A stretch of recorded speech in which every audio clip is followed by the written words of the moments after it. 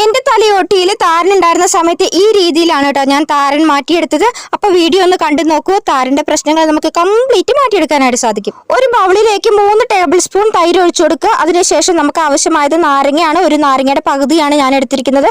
നാരങ്ങ എടുക്കുന്ന സമയത്ത് എല്ലാവർക്കും സംശയം ഉണ്ടാകും മുടി നരയ്ക്കില്ലേ എന്ന്. നമ്മൾ നാരങ്ങ മാത്രം മുടിയിൽ അപ്ലൈ ചെയ്ത് കൊടുക്കുമ്പോഴാണ് കേട്ടോ മുടി നരയ്ക്കുന്നത്. ഈ രീതിയിൽ ഉപയോഗിക്കുമ്പോൾ ഒരിക്കലും മുടി നരയ്ക്കില്ല. ധൈര്യമായിട്ട് ഉപയോഗിച്ചോളൂ കേട്ടോ. അടുത്ത സ്റ്റെപ്പ് വന്നിട്ട് നമ്മൾ ഏത് കോമ്പാണ് യൂസ് ചെയ്യുന്നത് ആ കോമ്പ് യൂസ് ചെയ്തിട്ട് ഇതുപോലെ തലയിൽ നന്നായിട്ട് ചീകി കൊടുക്കുക. നമ്മുടെ താരനൊക്കെ തലയിൽ നിന്ന് നന്നായിട്ട് ഇളകി വരട്ടെ.